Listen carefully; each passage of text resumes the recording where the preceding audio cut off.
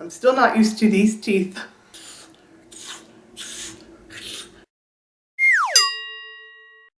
Hello! So, I have a story, and it involves self-pity and woe. My life is a third wheel. Yes, for most of my life, I have operated as a third wheel to my sister, my high school best friend, my college best friend, and now my older sister. So, being homeschooled, I didn't really have the option to date, and then in college, I still didn't date because I was horrifyingly awkward. Anymore, it's just hard for me to imagine myself with anyone.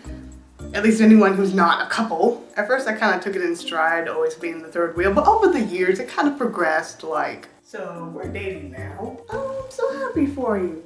So we're engaged now.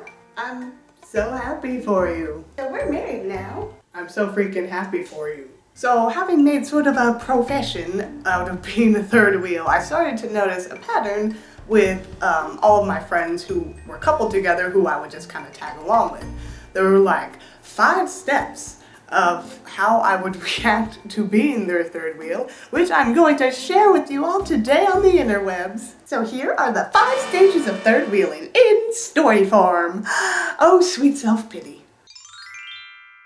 So it is the first day of college when my 2 best friends, Sam and Delaney, first meet. And it is also when they meet me. Hello, I'm Beth, and I like Tsum Tsums and long naps. So I'm thinking we're all just friends, and it's fine, and things are always going to stay the same, and things are fine. It's fine, fine. They immediately start dating, but that's not going to change anything. It's not going to change anything at all, most definitely.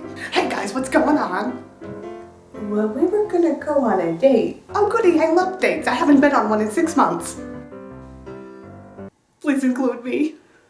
So, a few months go by. My friends are happy. I'm happy for them. Months turn into years. 2 years go by, involving a lot of romantic dates, with just the 3 of us. If we have a daughter, can we name her Gwen? Yeah, I like the name Gwen. I like the name Gwen too. Beth, are you okay? Yes! Yes, I am okay. Okay. Well, we gonna need some cream and sugar up in here because I am also bitter. Okay, in all honesty, like, at first it didn't bother me being the third wheel to a happy couple who met so quickly, even though I couldn't meet anybody. No, I was happy for them. Happy. For a while, I was just happy shipping my best friends, but after a while, I just started sinking slowly deeper into a pit of bitterness and self-pity. And as I sank into this pit of bitterness, actually, I think I took it pretty well. Well, we'll see you, Beth. We're gonna go on a date. Cool. I'm gonna lie in bed in my underwear and eat a baked potato. At this point, I have been unable to get a date for quite some time, so I reasoned with myself maybe I could get a boyfriend if I just mimic what my friends did. So what do you suggest I do? I would say just do the things that you enjoy and you'll meet someone who also enjoys doing those things. Just do your own thing. I've done my own thing for years and haven't met anybody. Well, maybe you should change your standards? Sam, when you were looking for someone, what were you looking for? I just wanted a girl to like me. I also reasoned that since all the guys that I liked tended to like blonde girls, that maybe if I dyed my hair blonde, then I could get a date. We all know how that went.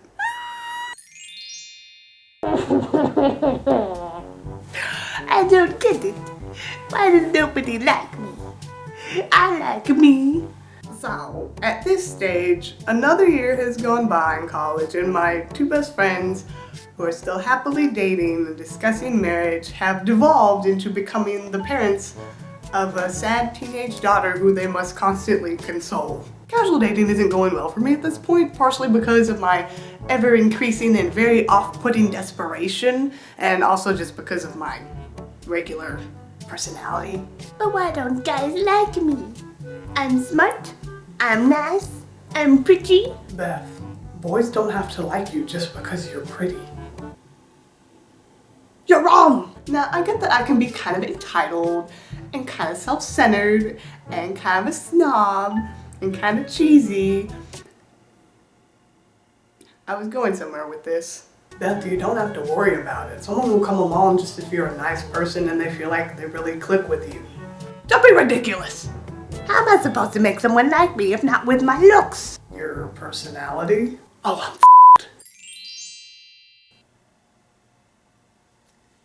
I don't know what acceptance looks like.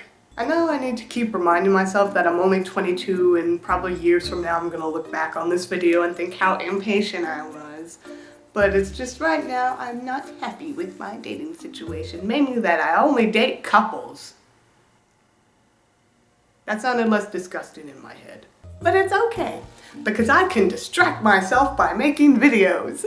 No, but in all seriousness, if you're watching this because you tend to be a constant third wheel as well, I think that what my friend said is kind of true in that you'll feel better just by doing your own thing without a couple.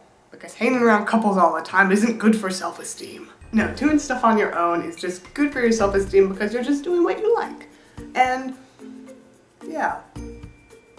I'm the best at giving advice. But maybe that's the key to acceptance. You gotta accept just doing stuff on your own, without a couple.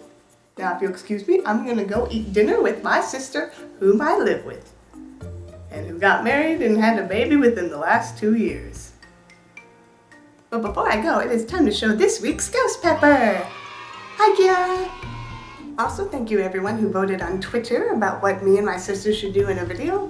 Looks like we're gonna be baking something. So yeah, thank you guys for tuning in to my life of awkwardness. I hope to see you guys on board with the next story. Until then, I will see you. Much love.